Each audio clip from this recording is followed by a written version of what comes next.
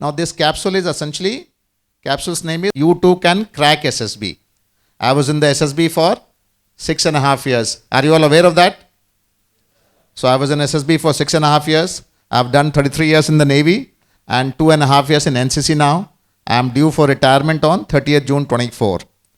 I've done 6.5 years in SSB. I was first deputy president of NSB at Coimbatore. Thereafter, second president of NSB Visakhapatnam. Setting up president for Diamond Harbour. Then also the last president of NSB at Coimbatore. I've done about 10,000 candidates for stage 1 and close to 2,000 for stage 2. Based on my experience of SSB, I have some idea of SSB. And as some of you would know, that I had gone for SSB in my first attempt at Allahabad in 1984, where I had not got recommended. Then I got recommended from second SSB in Bangalore. First time choice was Army. I didn't get recommended. Second time choice was Navy. I got recommended. So I'm a naval officer. And then I did NDA, then naval training, 33 years in the Navy. In that 33 years in the Navy, I was 6.5 years in the naval selection boards. Okay. So this is my basic background, reason for the capsule. And I hope this capsule is useful. Format is, since we are starting at about 11:15, we shall have a short break around 12. And then reassemble after 10 minutes, spend 45 minutes, take a break at 1 for lunch break. And I have been told all of you are carrying lunch from your home. Is anybody not, has everybody brought lunch? Okay, those of you have not got, you have to share with each other or find a nearby canteen. Don't look at me for lunch. As somebody else is giving me lunch here, so I'm quite comfortable. Then we restart after lunch and go through the session. And in the end, if there is time and there is interest, then I'll do one mock interview. So that is the format. Okay. Now, first part of talk is essentially history of SSBs. SSBs have been there since about independence.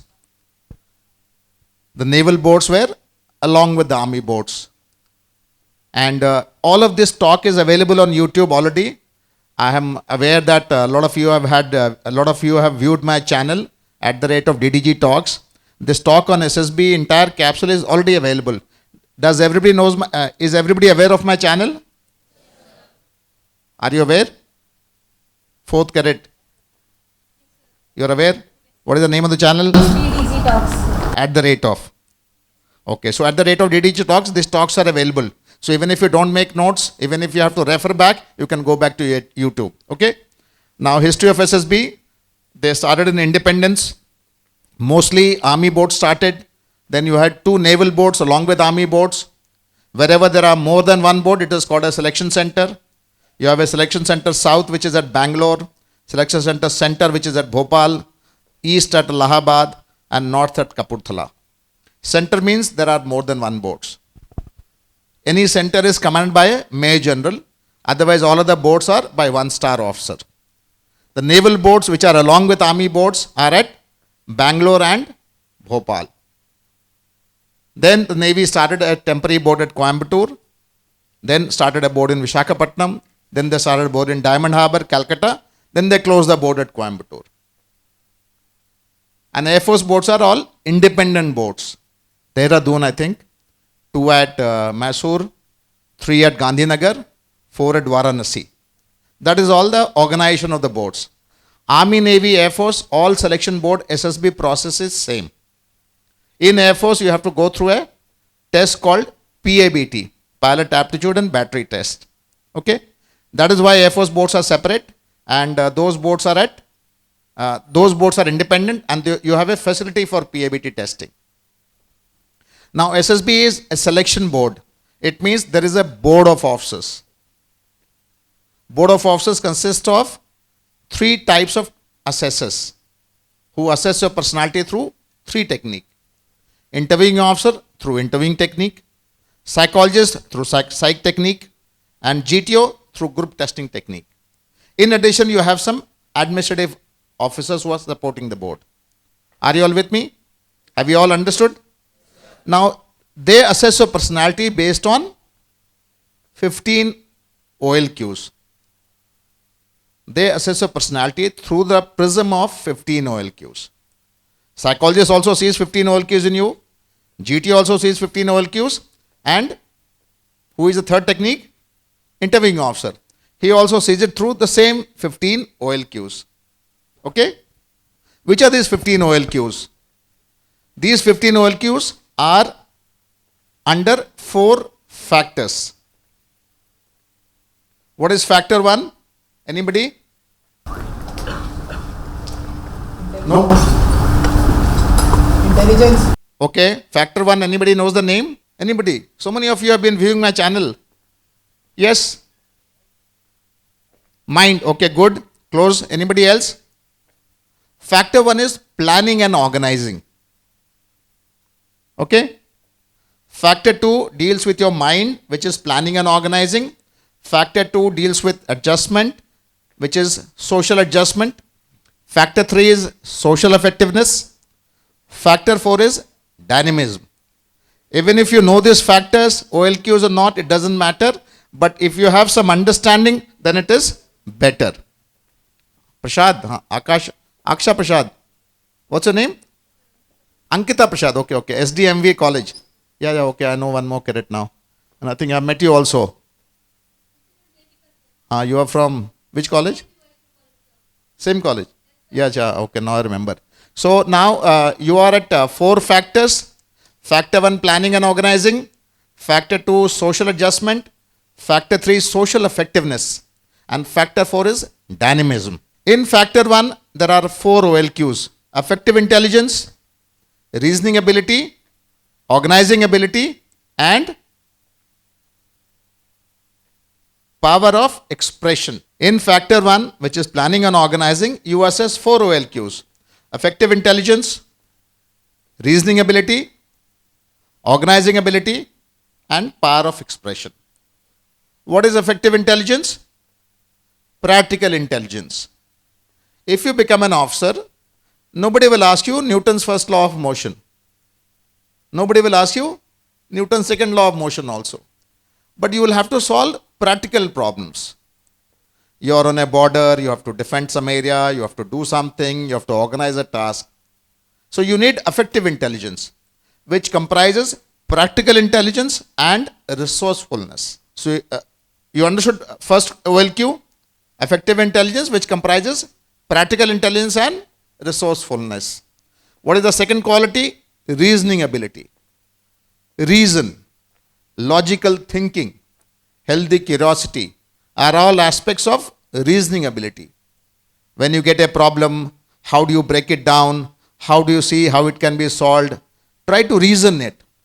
That includes reasoning ability. It has elements of logical reasoning, healthy curiosity, and such other issues. The third one is organizing ability. Good. Some of you are awake. I'm very happy.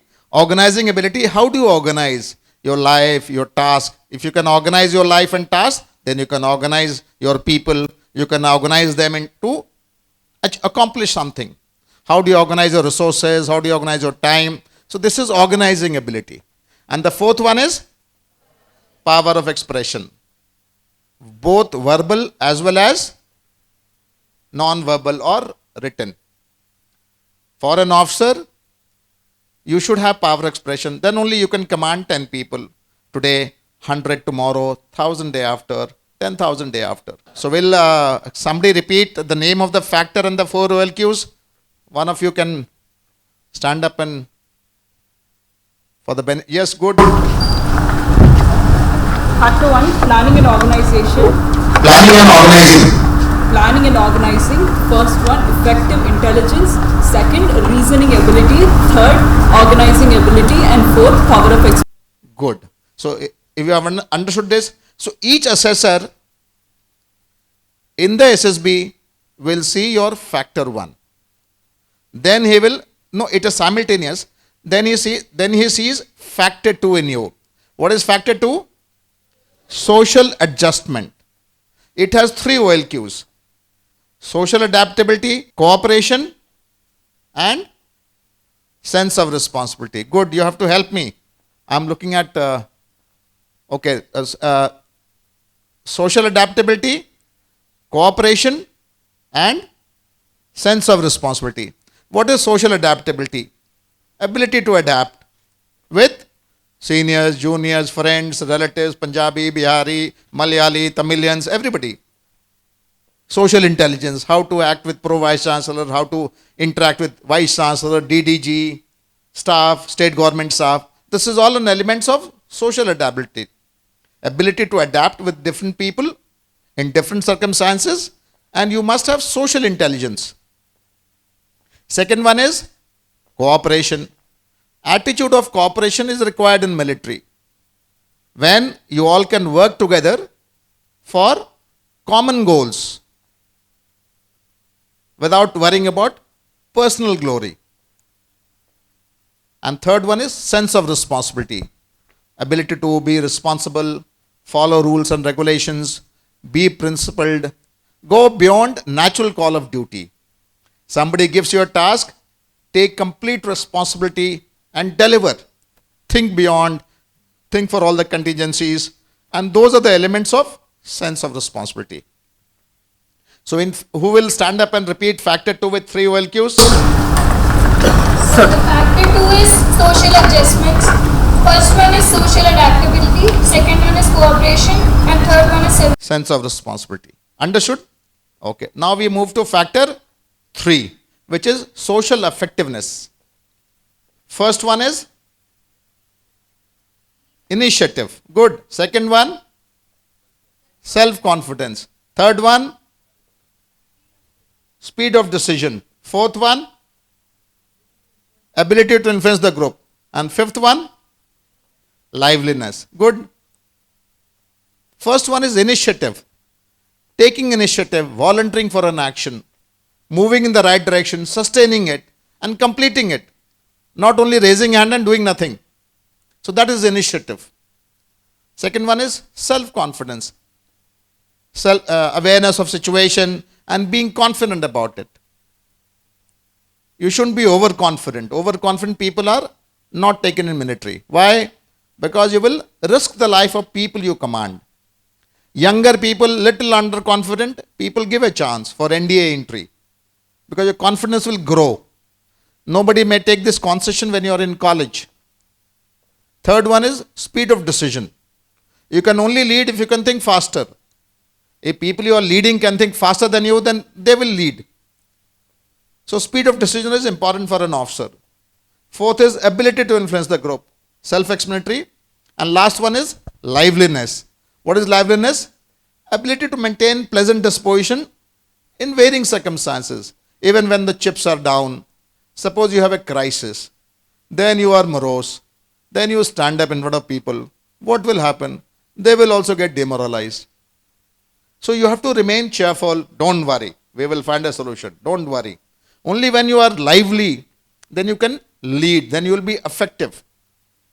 So who can repeat factor 3 with all the 5 OLQs? Yes.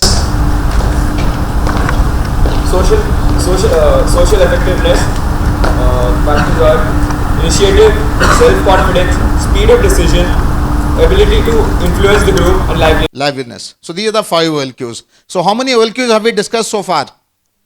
12. Good. How many are left? 3. Last factor is dynamism. And it has 3 OLQs. Determination, courage, and stamina. Determination means determined, persistent. Do not give up despite setbacks.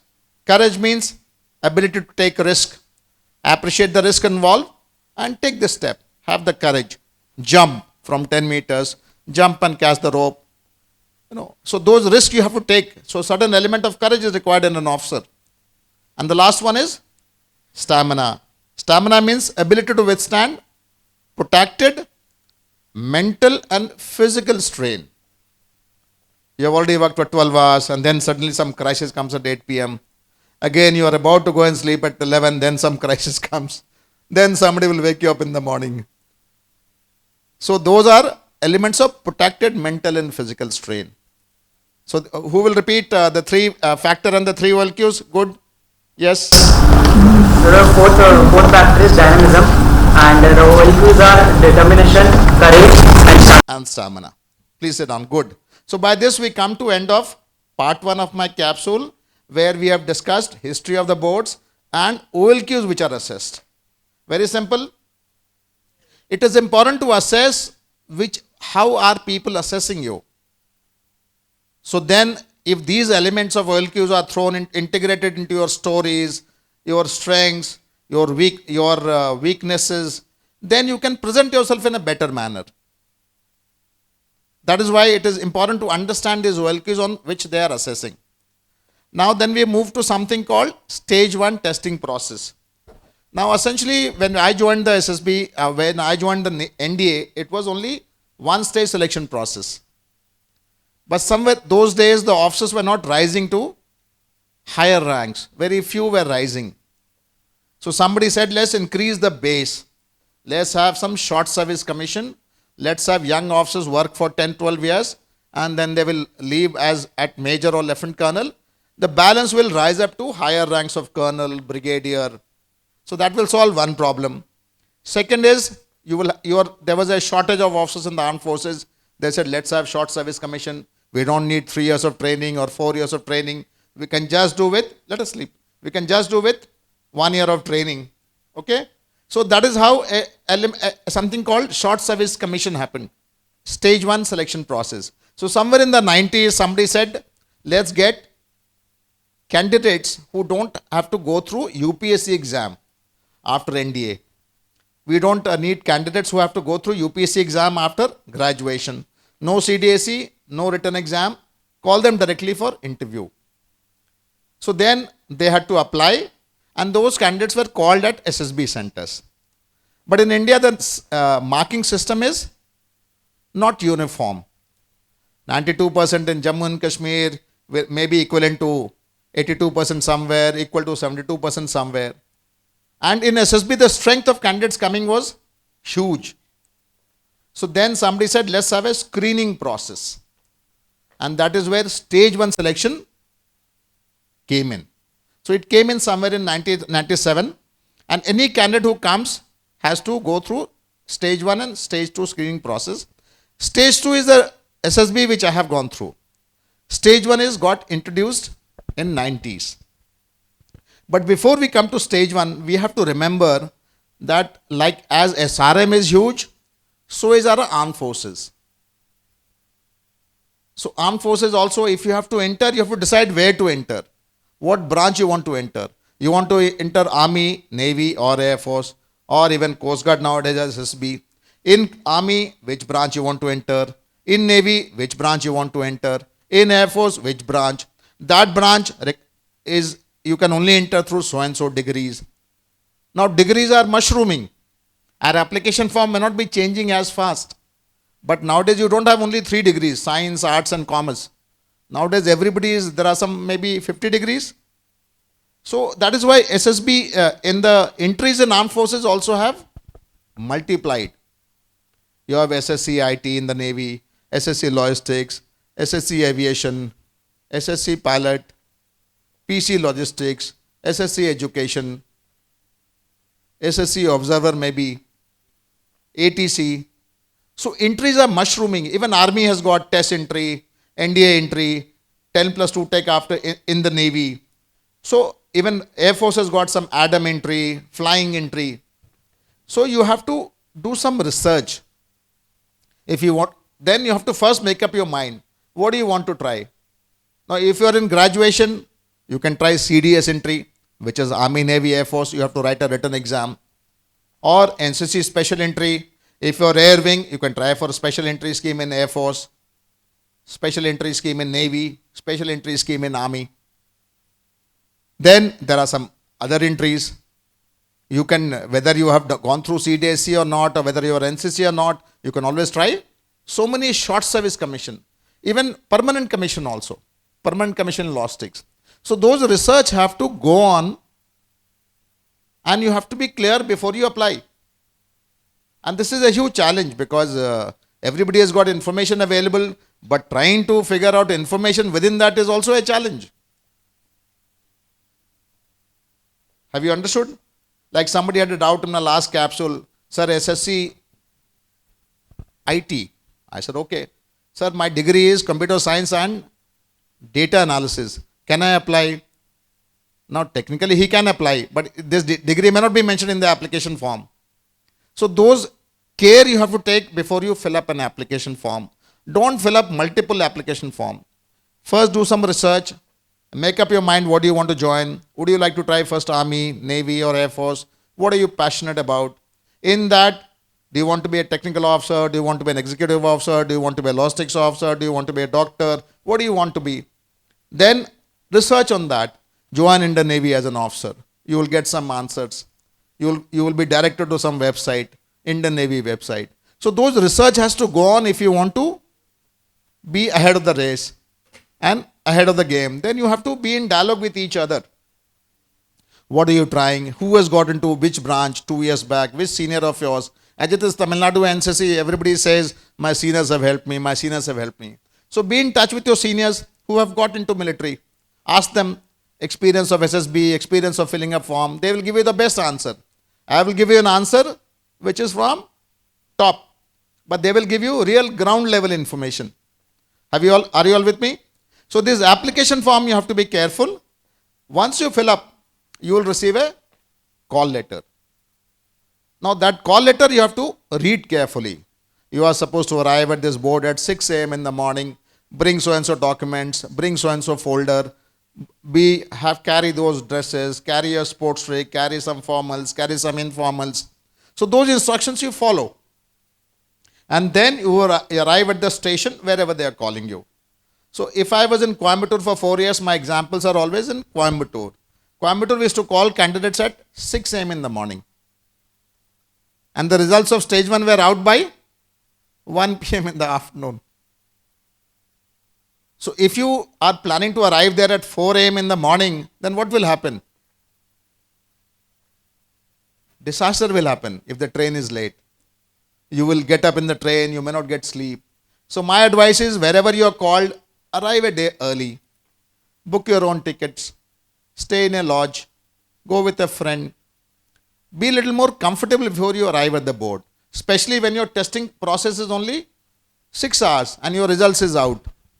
So if you are fresh, you are ready when they are calling you at 6 a.m. in the morning. If you are already fresh, you are not struggling with some, your basic routines, basic breakfast. So certain amount of comfort level if you already have, then you will be a little more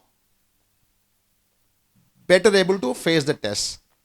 So those are some advice I'm giving you before you arrive at an SSB. Have you understood? Okay, good. What about this side? Are you all understanding?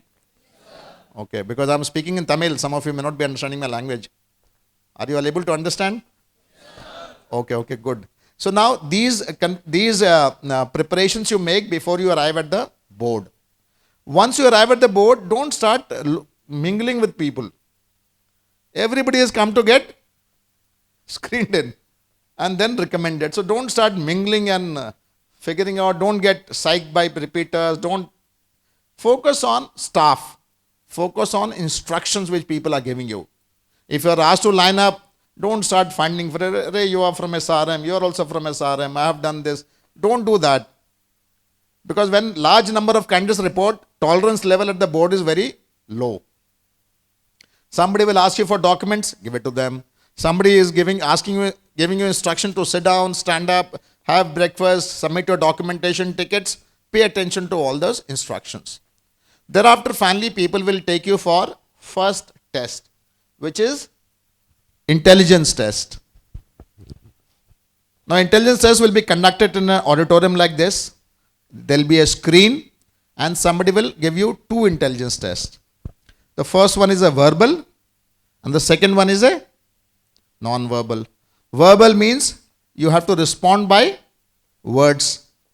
In non-verbal could be diagrams, figures, anything else. These are basic intelligence tests. They check your basic intelligence. Has anybody seen intelligence test? Has anybody seen intelligence test? Have you all seen? It's available on the net. Even if you have not practiced, if you are fresh, if you are rested well, then you should be able to solve the problem. Intelligence tests like, there are 1, 4, 9, 16, 25. What is the next number? 36. Good. So everybody is intelligent here. as intelligent as me. So these are the questions. Somebody will say there is a square here, rectangle here, diagram here, rectangle here. What is the next figure? I'm sure you all have seen intelligence tests. What about army wing? Naval wing? Air wing? Okay, air wing has seen more tests, looks like. Okay, good. So you have to remember there are two intelligence tests. Focus on if you're rested well, listen to instructions, look at the answer sheet, look at the question, answer them carefully. Don't be in a hurry and make mistakes. If you make mistakes, you start losing marks. Then your intelligence output will be low output. So 2 intelligence tests, each test is about 20 to 30 minutes. You will be seated in an auditorium. If you have rested well, are fresh, you will be able to answer. Don't look here and there, because you may be doing it right. If you look here, you may make a mistake. So don't look here and there, do it yourself and answer those 2 intelligence tests. If you have done some practice in the past, you may be a little better off. If you rested well, you will be definitely better off. If you answer yourself, don't make mistakes, whatever be it, show your intelligence. On conclusion of 2 intelligence tests, in the same auditorium, they will show you a picture. That picture is a part of PPDT. What is PPDT? Picture, perception and discussion test. Although somewhere some people say description test or it is discussion test, doesn't matter. The format is you will be shown a picture. Picture will be hazy. And you have to show your perception. You will be given a sheet. Somebody will say, how many characters, what do you see in the picture, their mood, their age, their sex, and write a story. Write a story of 4 minutes. So when you are asked to write a story, you should think for 30 seconds and then write for 3.5 minutes. If you write a story for 2 lines, then change your mind, then again write 2 lines, then again change your mind, what will happen? You will write a haphazard story. And you will dirty your sheet, your answer sheet will be not a good answer sheet.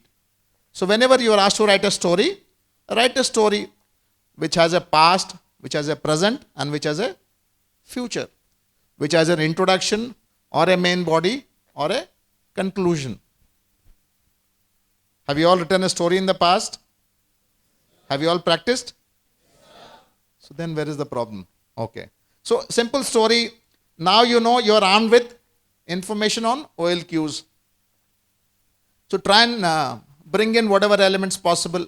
Write some good story which are mostly positive, which are not unnecessary. Negatives are generally avoided best. So that is how you write a story. Essentially every story, like I was in Tirunelveli and there was a dancing girl on the picture. So I asked cadets, make a story. So somebody got up, they said Sita is dancing. So that's also a story. Then somebody else said Sita is born in poor family, she has gone through hardship and their mother has put her into dancing school and she's done well in academics. Then she has learned dancing and now today she's dancing at SRM where 10,000 cadets are watching and she's done excellent performance, and then she opens a dance academy and then she trains dancers. So it looks like a very systematic story. Shreyansh, so this is, second story is better or first story is better? Second one, okay. So that is how you have to apply your mind. So these are some examples I can give you offhand. A picture of one man standing with a mic. Again, somebody can say somebody is talking. Then you can again write some story from your background. So essentially what you try and see is depending on what is there in your mind. If you have been in a capsule like this, somebody may remember. This is the story. This is a SSB capsule being conducted. DDG has come all the way from Fort St. George. And although he was little late, he has been able to conduct a good capsule and it has benefited all the cadets. And 10 cadets attending the capsule have joined OTA Chennai. Okay? So that also is a story possible. So it all depends on what is there in your mind. And this is what somebody tries. So once you finish this story, you will be asked to submit this answer sheet. Then you are asked to take it out of the auditorium. Each of you are still standing. And then you are to call into classrooms, where you are called by chest number 1 to 15 in one classroom, 16 to 30 in another one. And then your discussion test starts in the presence of 3 assessors. Who are the 3 assessors? GTO, IO and Psych. So you will enter a classroom, chest number 1 to 15 will be seated like this. IO, GTO and Psych will be seated here. Now once you walk in, you will take your chair and then you have to narrate a story. Which story? The same one which you have given in your answer sheet. These gentlemen will have the answer sheet. When you enter, you have to narrate your story. Once you narrate, you have to listen to other stories also. And then you have to arrive at a common story. And then somebody will be asked to narrate the group story. And this is how the test is concluded. Once a common story is done, when the 3 assessors have seen that, okay, whatever it is, then the discussion test is called off. You are asked to rise and leave the classroom. After this, based on your intelligence test, your OIR has been generated. Officer Intelligence Rating Scale 1 to 5. Based on your performance in this, these assessors will mark you Y, D or N. Y means yes, D means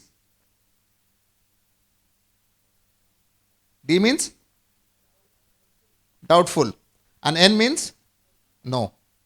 So if you have good OIR, then even 1D is good for screening in. If you have low OIR, then you need Y is for getting screened in. So better to have good intelligence test, do some practice, show some good intelligence. In this discussion test, what are the things you can keep in mind? Sometimes when candidates are standing out, they tend to discuss stories. Now chest number 1, although she has written a story about something, when they talk chit-chat outside, they get confused. Then she is not sure whether cricket story is better or not better. By the time she comes for the discussion, she will narrate a different story. So it can go against her. So then second issue is, when you come inside, if you are formally dressed, you leave an impression on the assessors. If you are casually dressed, again you leave an impression on the assessor. Best is to dress up formally. As it is, you all are NCC cadets, you will dress up formally. Good trouser shirt, whatever formal dress you are aware of. When you narrate a story, nobody is stopping you. So if you have written a 8-line story and are able to narrate it with confidence, looking at all your fellow candidates, then you again leave a good impression. During discussion, sometimes it becomes a fish market. Everybody starts shouting that you have no control. But don't say everybody keep quiet and then you say nothing. If everybody keeps quiet, then you say something at least. Then when you do a discussion, when you are asked to, if you volunteer for a group story, common story, then don't repeat your own story. Repeat a story which the group has arrived at. After all this, you will be asked to move out. Some other group will come in, and by around lunchtime, the results are compiled. Depending on how many people have given you YDN, depending on your OIR, some candidates are screened in and others are not screened in. And they are given lunch, ticket back, and you head back for SRM IST. And those who are retained will continue for stage 2. So before I conclude this part, are there any questions on stage 1 as such? Yes, good. So what are the major mistakes that a person do while giving PPDT test? What are the major mistakes candidates do? So while giving a PPDT, some cadets make small mistakes which leave an impression. Okay, good. What are the mistakes I have mentioned in my talk as of now? No, in my 10 minutes I have mentioned candidates make mistakes, you should not do this. What are the mistakes I have mentioned? Loudly. Discussing with others outside. Dressing sense. Dressing sense. Not looking here and after, sir. Not looking here and there, intelligence test, good. Telling other story. Telling other story. Then thinking and writing. If you don't think and write, you will make mistake. Not writing for 8 lines. Writing only Sita is dancing. But you have to write something else. So writing a good story means it has to, you have to think, you have to spend some time. Not following instructions of the staff. Narrate a good story. Do your best. Don't waste time in intelligence. Your question is in PPDT especially. So these are the mistakes based on which I have given some advice. You're not convinced? Okay. So some more mistakes I must have mentioned. So essentially let's go back to what all we have to pay attention to for stage 1. Fill up application form, follow call letter, organize your documents, arrive early, be fresh, spend money on our own ticket, awareness should be high. You have come in, report in time, pay attention to instructions, don't start meeting and socializing, don't break rules, intelligence test, don't look here and there, don't make mistakes in answering, write as fast as possible but don't make mistakes, don't go very fast that you have made mistakes. Somebody may give you negative marks, sometimes it happens, sometimes it doesn't. So why take a chance? Thereafter submit it, or shown a picture, think for 30 seconds, then write a story of 8 lines, then submit it, then narrate the same story which you have written. Don't waste time discussing outside. In the hall, in the classroom, when you come in, as it is you are properly dressed, narrate a story with confidence, look at your candidates, fellow candidates. Once you have finished the narration, listen to their story also. Then if chest number 8 story is better, propose that as a common story, even if you are chest number 1. Then do a discussion. If you are volunteer for a common story, then narrate a common story. Narrate the group story. When you are asked to leave, then leave quietly. When the results are announced, if you are screened out, don't break some chair and furniture or don't curse the board. If you are screened in, again prepare for test which lies ahead. Okay? So I have just repeated whatever. Does that answer your question? Okay, good. Anybody else? Any other question? Yes. So, as many cadets will have different ideas, at what basis do they select for first? At what basis? At stage 1, what basis do they select the cadets? Okay, did I answer this question? What basis do you select candidates in stage 1? Not OLQ. I said that your performance in intelligence test, which is OIR 1 to 5, and your performance in PPDT, where each assessor will give you Y, D or N. So combination of this will get you into stage 1, through stage 1. It means if you have an high OIR, even if one of the assessor gives you a doubtful, then you have a higher chance. It means in PPDT, what will they see? Your story, your narration, your confidence, your discussion amongst team members. So GTO will see the group dynamics. Psych will see your perception in the way you're writing a story. IO will see how you're presenting yourself, how you're narrating. So each assessor has a own mindset of seeing you. Whether you will get into stage 2, whether you have any chance or you have no chance at all. So does that answer the question? Sir, many cadets would have different ideas. Different idea means different story. Correct? So, many would have many different perceptions. So, how do they select, which basis do they select? No, I understood. See, the problem, when you are shown a picture, your group of 1 to 15, you may see a cricket match. She is seeing a swimming auditorium. Third one is seeing because pictures are hazy. So it doesn't matter what you see, provided you are able to write down 8 lines in whatever you have seen. Now in the group, when there are 15 people and if 8 people have seen a cricket match going on, and if you arrive at that as a common story, it's okay even if you had seen a swimming match or swimming activity. So it doesn't matter. What matters is your perception. Is it close to what it was? The pictures are hazy, so people can see 3 things depending on what you have in mind. A cricket loving boy or a girl will mostly see a cricket match. Even if there is some sports activity, it doesn't matter, whatever you see. Your narration, your way you are gelling with the group, your ability to form a common story. If you have seen a cricket and 8 have seen swimming, you keep saying, no, this is cricket, this is cricket. I am not going to agree. It can go against you, that you are not able to gel with the group. So what, your story doesn't matter. Till the time you perceive something, are able to write, are able to narrate, are able to discuss, those are things which gets assessed. Okay? Have I answered? Okay, good. Good question. Anybody this side? Okay, good. Sir, how should we prepare for the PPT, sir? How should we practice? Okay, how should you practice? First is you take all the preparation, dress, arrival, fresh, those things I have mentioned. Your confidence in public speaking depends on how much you have a practice on. If you are normally speaking in public, in your school and college, then in front of 15 candidates you can speak in public. Otherwise your confidence level will be low. That is another preparation you can make. Formulate stories whenever you have time. You see a picture, formulate a story. See what story you are able to formulate. So that practice you can do on your own. You are shown any picture, you formulate a story. So that practice of formulating, your ability to write 8 lines of good English in a logical manner, where you are able to connect a past and a present and a future. So those are practices you can make. Does that answer the question? And then ability to speak, then ability to discuss.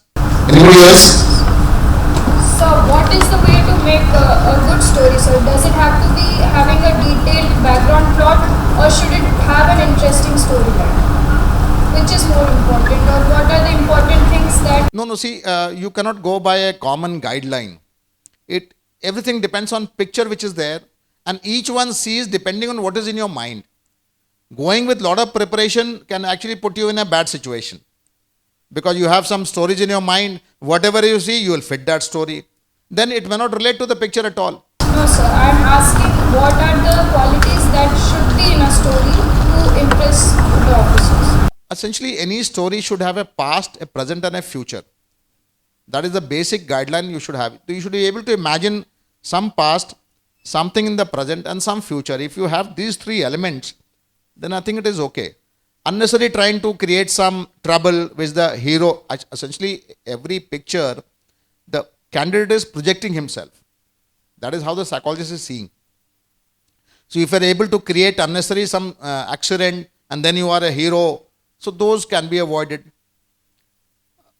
I think the best guideline is this only, that you can, the way I gave you about a dancing girl. So I have, I have given some example. Somebody is standing here, I try to give you one example. So those are the 2-3 examples I have given. Can anybody answer a question better than me?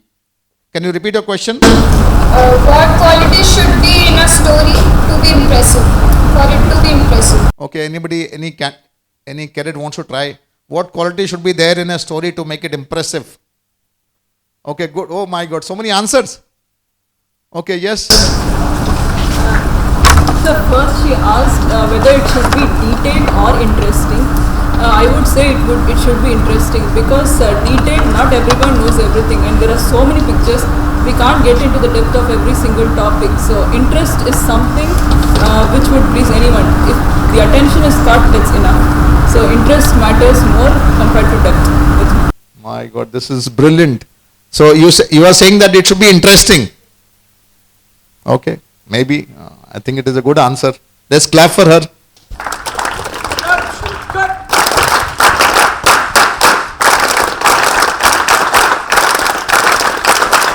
Okay, so this is her answer. It is a suggestion. But you see, you have to be careful. You see, first of all, you have to go back to your mind as to what you are seeing. So so you have to be careful in how you create a story. But this is a good suggestion, a novel one, that it should be interesting and not a detailed one. You have to prefer interesting. Okay, any other answer? Okay, good. Sir, my answer was it must be practical, sir. Be practical, sir. Practical. Yes, sir. It's not it's realistic. Realistic. Okay, those are good suggestions. Practical, realistic. Yes, sir. And also we must tell the story as give a good conclusion, sir. Give a good conclusion. If the picture was negative, we must be accept the negative and we project the positive in the. Okay. Essentially, he's trying to bring in elements of positive. Be realistic. Don't be. It should be practical. It should be realistic. So those are good suggestions. Good. Anybody else? Sir, the thing is that if story, it will be in a interesting, not a detail, because in 8 line we can't detail some story. So interesting is okay, detail is not. And other thing is that if you are writing story, you can hear. Yes, I can. If you are writing a story, it should be like practical related to you, like what that should show your ability, show your what I can say. OLQs. Yeah, OLQs, your OLQs, not others. Okay, good. I think he's answered. Okay, one answer from this side, then we'll move on. So since you told it should be short, right? Let's make it like simple. Initial action, a rising action, a climax, and a falling action. Okay. Then it will be short and sweet, and it will make the reader to feel, yeah, it's realistic. Then he will. It will not be just like reading. It will make him to feel. Okay, good. Have you got some answer? You got more answer than the question. Good. Okay, next question. So as you told during the discussion, it will lead to the fish market sometimes. How to tackle those fish markets? Essentially, if you have written a good story, based on suggestions which your friends have given, if you have a good appearance, if you are able to narrate well, a lot of people make up their mind by that time only. Nobody really pays attention to the fish market. We allow it to go on. So you can't tackle a fish market. You have to only focus on factors which you can control. A good story, a good narration, paying attention, finding some opening to make a point. If it is fish market, then you can rest. But don't rest if you have not narrated anything. If your story, so that is the best way to tackle fish market. Sometimes people have asked others to keep quiet and then they contribute nothing. Pay attention. After everybody is paying attention, then he has nothing to contribute. So don't silence the group and then, so those are not your charter. You have to only discuss. Be useful. Pick up lines. You can say that, 6 candidates have mentioned this story about a stadium. We can probably take this story as a common story. So that can be a line you can say even if you have not talked about stadium. So don't worry about fish market. You worry about other things which you have control on. Good question. Anybody else?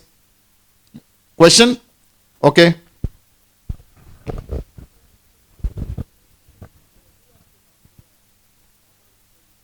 Within the group.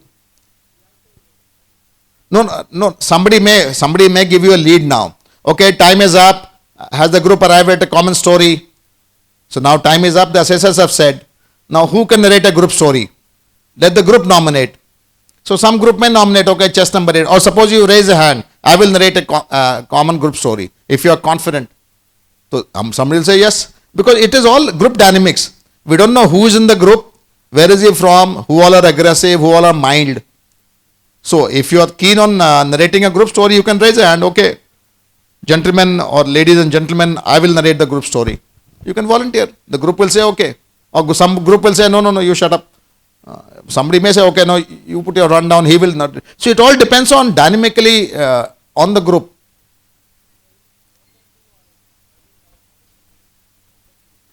Maybe the group will resolve. If nothing else, the assessor will resolve.